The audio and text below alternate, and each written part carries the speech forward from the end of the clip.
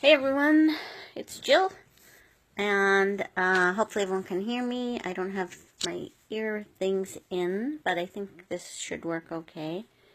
Still don't like the way it looks with my phone, but anyway, so I want to talk about happiness, peace of mind. It's the same thing, and how we can't find it outside of ourselves, and that's our whole problem this whole time. That's our problem with anxiety. That's our problem with overeating. That's our problem with drinking alcohol. That's our problem with drugs. That's our problem with anything that we do to try to feel better. So what I learned, here's how it all unfolded for me. Hi, Aaron. Back about 4 years ago when I first learned about this stuff, the first thing that hit me that I think is the most important for you guys to know first, or at least for me, knowing this first, that our thoughts are what create our feelings, which is what we've talked about here already a lot.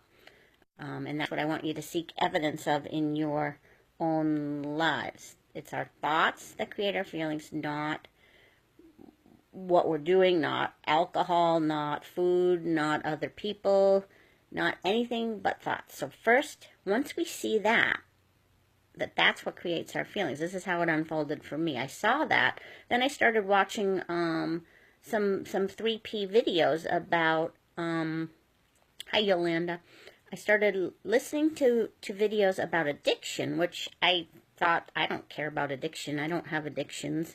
And so I actually was saving those for last. I watched every other video. I think I was watching from a conference site. They had the videos up for free back then. And I sort of was like, I don't care about these addiction ones. But then when I get to them, I figured, well, what the hell, I'll watch them anyway. And I was really, really intrigued by these addiction videos because it started to become more and more clear that all of life is one big freaking addiction. And I even heard in some videos that weren't about addictions, I could see that the problems, in quotes, that people had were based on, were addictions in a way. Like there was a video I listened to, or it was an audio about someone who had a money problem. It turns out her money problem was because she couldn't stop shopping. And even though she didn't need stuff, that was her thing. That was her addiction. And so even though the video wasn't about addictions, I'm like, oh, that was her way of trying to feel better. And then, I'd listen to things about overeating. That wasn't a problem of mine either, but I saw, oh, people eat too much, or they eat to feel better. They think their feelings are coming from the food, just like the people who overshop think the feelings coming from the shopping. Because when they're doing the things that they love, it kind of quiets their thoughts down, or they don't notice them as much, and they feel better. So, the whole cause and effect thing, it seems like, well, if I do this and I feel better, then I'll just keep doing this. Of course, those thises always mostly have side effects that aren't so good. Like if you eat too much, you gain weight. If you shop too much, you have no money and probably no place in your house to put everything. If you drink too much, you get hangovers and you can hurt yourself and become an alcoholic and ruin your body that way. And for me, I had addictive friendships. And I would ruin friendships because I would cling to the other person. I would, use them as my way of feeling loved and feeling better.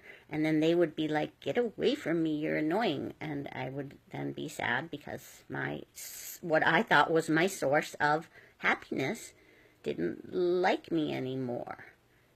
But when I put those two things together, wait a minute, it's my thoughts that create the way I feel. And that happiness and peace is my default state underneath the thoughts. I can feel happy regardless of what I'm doing, who I'm with, whatever's going on around me. It doesn't even matter. It can be crappy stuff happening. But in theory, if my thoughts create my feelings, I can create them myself. Hi, Kate.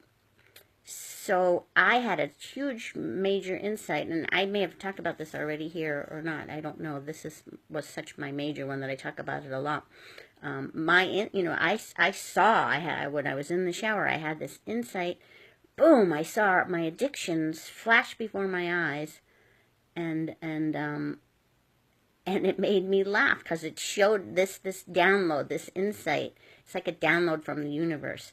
It showed me as clear as day in this 1 second, my whole life, how I was seeking other people and things outside of myself for my happiness, and that the joke was on me because I was the one creating that happiness to begin with. How cool is that? And so that's the whole point of trying to get to know this stuff, that we, all of us, are creating our own happiness. It's not those things outside of ourselves. And all we need to do is have an insight that shows us that in our life, how it works for us, which is pretty awesome. Because here's a little story. I don't know if I told this here already. I don't think so. I heard Deepak Chopra, the spiritual teacher, who's also a doctor. So he's a scientist and a MD. He was talking about, he was on a plane once, like in first class or something, or maybe not even, but the guy next to him kept on drinking all those, those little airplane bottles of liquor, and he was, getting 4 at a time and drinking them, and he was having a conversation with Deepak, and the guy looked at Deepak and said, you don't drink, you don't do this, and Deepak said, no, I create my own chemicals. I create my own alcohol, or I forget how I wish I should have checked what he actually said, but he created his own chemicals. He said something about being a chemical factory. In one of the posts today on our group, I mentioned this as well in some of the comments. That we are a chemical factory, and so it's by our thoughts that create the chemicals in our body. So when we have our best friend that we think is giving us happiness, all that's happening is our thoughts are happy, and so it creates happy feelings in us, and we think it's coming from the friend, but it's just from us. It's so funny, really, when you think about it. It's the same with alcohol. After my insight, I totally just stopped drinking alcohol. My insight didn't even show me anything about alcohol, but I had no interest in getting drunk anymore or getting buzzed. I do still drink alcohol. I drink wine and sometimes a mixed drink. But since that insight, probably about 3 years ago, I haven't been drunk. I haven't had that buzz feeling, and I drink almost every night, not all nights. But I don't want that feeling because it messes with my good chemicals that are going on in my head.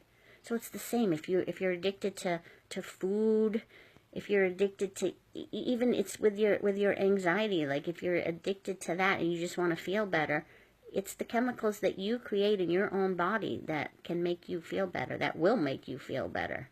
And that peace of mind lies underneath all the anxiety, all the thoughts about needing to feel better, all that stuff. It's all within you. It's all within all of us. Everybody.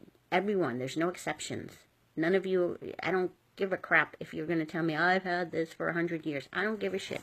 100 years, 1 year, 5 months, 1 day. If you've been anxious at all, that doesn't mean you're going to be anxious the rest of your life, because you personally have the ability to create any chemicals in your body that will have you feel much more happy. Happiness is inside all of us. Peace, if you don't like the word happy, peace, calm, in the flow, any of those words, same thing. All right, I'll end it here so that I don't keep you all forever. Have a good day, and I will see you again tomorrow. And post questions and comments in the group. I'll be in there. Bye.